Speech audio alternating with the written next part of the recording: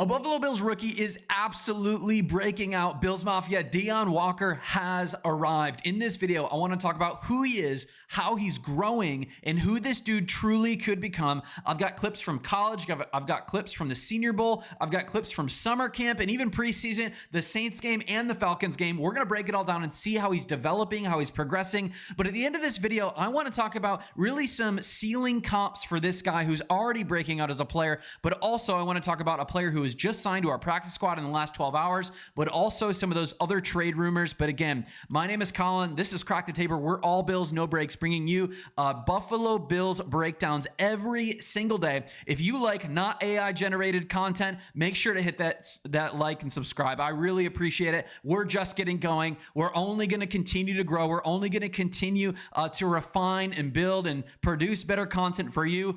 Bills Mafia, I'm excited. Again, let's get right into it. The first thing I want to just acknowledge as we go into this, Deon Walker, among interior defensive line through 6 weeks, 4th in run stops, 8th in run stop percent, 10th in tackles versus the run, and again, tied for 19th in average depth of tackle. He is having an amazing rookie season. This dude is 6'6", 300 almost 50 pounds, a rookie out of Kentucky who's playing like a player who's half his size. He's a massive human being. He's a freight train on the interior of the defensive line. And again, the Bills drafted him in the 4th round in 2023. He was projected a top 15 pick, but because of his senior year, he slid down on the boards. We got him in the 4th round. Brandon Beane, again, stole a great player. Again, not just a guy who's playing well right now, but a future anchor at a modest deal for this team, which is absolutely essential with our cap situation because, again, this guy's not just big. He's not just playing a couple snaps well, but he is built different, and he is an anchor, and he is almost leading the NFL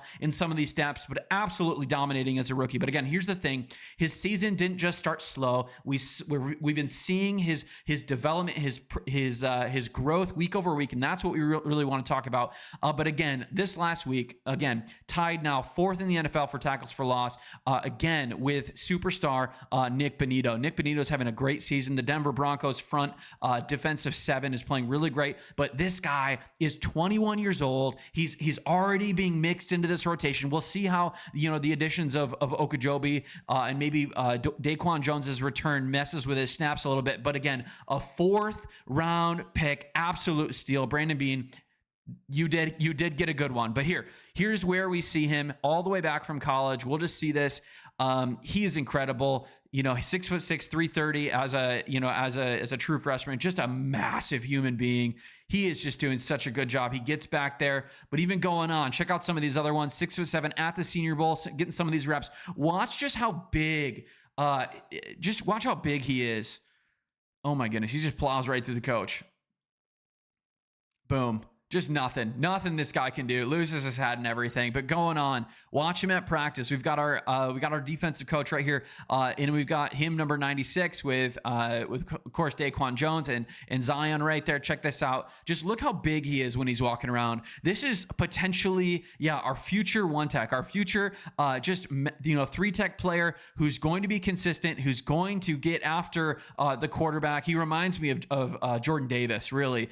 Same level of competition down there in the SEC. I'll talk about some comps again in a little bit, but this is a massive player. And again, just check him out here.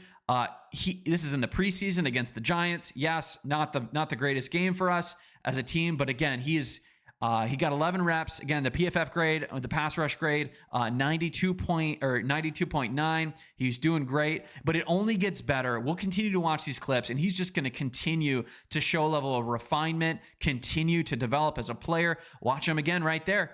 He's got 2 people right there. He doesn't do a ton on this play, but overall, he is just continually growing. He's moving around. Man, he's literally the dancing bear. I don't know if you just saw that, but this guy is continually getting after the quarterback, and we just really love to see it. He is really great.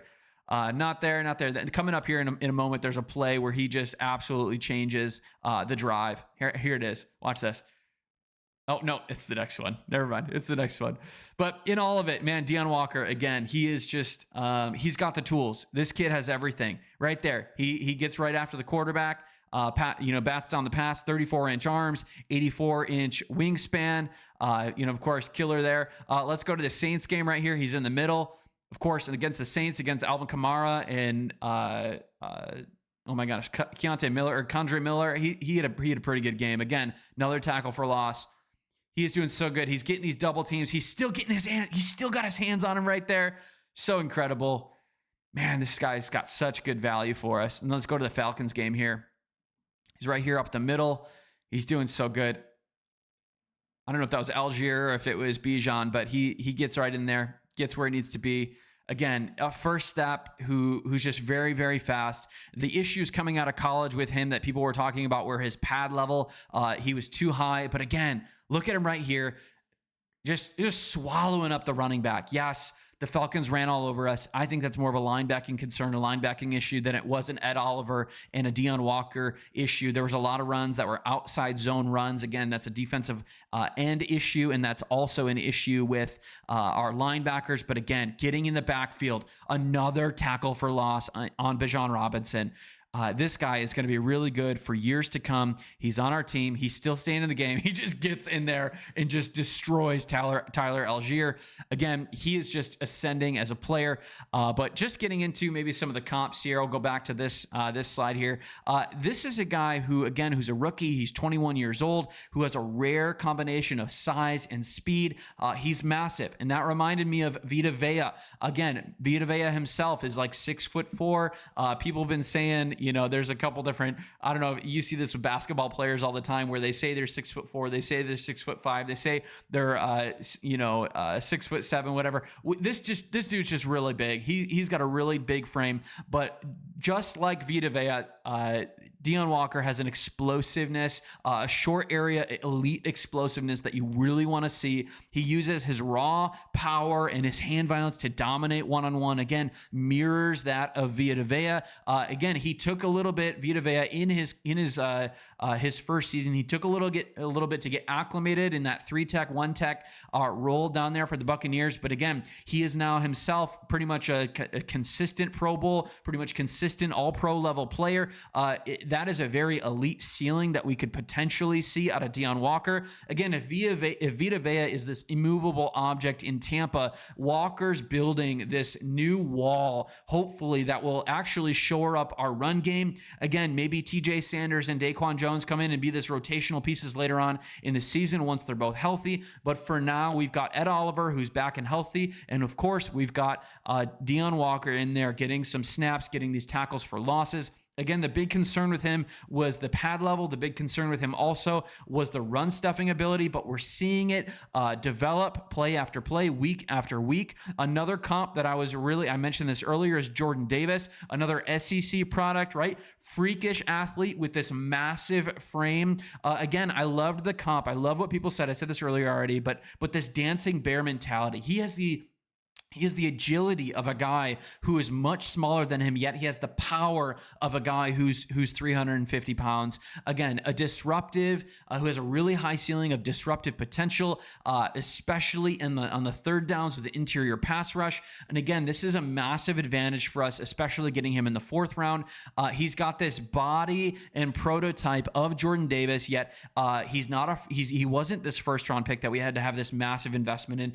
And Walker has similar tools, and he's flashing polish, I think, already faster than what Jordan Davis was doing. But the ceiling comp, I think, for us, and the guy who's been on our tail for a long time, is Chris Jones. Again, similar arm length, similar frame, ability to move the pocket and move down the line as needed because of his agility. But you know what? Chris Jones had to really develop his handwork, and he has just become a schematic mismatch for offenses. And I think the same can be true of Deon Walker. We'll see if our coaching staff actually develops him into that sort of player. But again, that's the ceiling. I'm not saying he's him right now. That's exactly not what I'm saying. But I am saying we're seeing flashes of this again. Like when we look at this Falcons tape, when we see him just consistently beating his linemen and getting to the running back and stuffing the line. That's what we've wanted to see from him. There was flashes early on in the season of great plays, but the batted pass in this game against the Falcons, again, when he just absolutely destroys Algier or Bijan Robinson, that's exactly what we want to see. He's not there yet, as I've said, but if his hand technique continues to develop and he continues to understand the ways that offensive lines project or even protect against him, the comp can sound less crazy as time goes on. I'm really excited for this young guy. But again, national media getting some attention, getting maybe some pressure in my hope on Brandon Beane potentially trading for Chris Olave. I'm not saying Chris Olave just because, this guy's saying it, but I'll be honest, I'm saying it because this dude could be a guy in the next 5-6 years who is an absolute powerhouse for our offense. Of course, we've got Gabe Davis coming back, but in all of it, there's rumors. Built in Buffalo said this, again, just a rumor, no substantiated claims per se, but I'm really excited about it. But then also, really just the last thing that I want to talk about here is that Jimmy Charlo was signed back to our practice squad, which I love. Yesterday's video was not about dunking on Jimmy Charlo. Yesterday's video was about Matt Milano's, the signal of Matt Milano coming back and being healthy for week 8 against the Panthers. We've got basically 2 weeks here where this pec injury gets a little bit more time to rest, and I think he's back. And of course, Hoyt and Okunjobi are going to be back sooner rather than later. We're going to get Maxwell Hairston, and we've got a couple guys on the short-term IR that I think could be back again, like TJ Sanders, Daquan Jones. Our team is going to get healthy. These next 2 weeks are pivotal for us as we move and get ready for the next leg of the season. I hope there's some schematic changes. I hope our I hope we trade for a receiver. I don't think we need a cornerback to trade. I don't think we need to trade for a cornerback, though. An addition would be welcomed by me. I think we need to trade for a wide receiver, but I think schematically we need to play more man coverage. I know it's different than what Sean McDermott usually does, but I think playing more man coverage will actually get us in position to win more games because we give our front seven a little bit more space, a little bit more leverage on the inside to get after the quarterback, which our pass rush could be better. Bosa and Rousseau have been all right. We'll see what Hoyt brings when he gets back. He should bring a good level of he should be a good rotational piece coming into that room. But in all of it, again, really excited for where the Bills are going. I know we're 4-2. I know losing these last 2 games really hurt, but the future is bright. I did a poll the other day and just like where people were at, if they're excited, if they're frustrated, if patience thin, if they're just waiting for week 8, or if they're just bleeding red and blue through and through. And you know what? The majority of people had their patience thin, but the majority of people also said, you know what? I'm riding with this team for the rest of my life because they are the Buffalo Bills and they are the best team in football. And we are the best fan base in football. Bills Mafia is amazing. So fun. So great. Really excited for this upcoming week. I hope you have a great week yourself. God bless. Go Bills. But again, if you haven't liked and subscribed to this channel, please do that. It helps me out. Just keeps this thing rolling. But in all of it, have a great day. Peace out.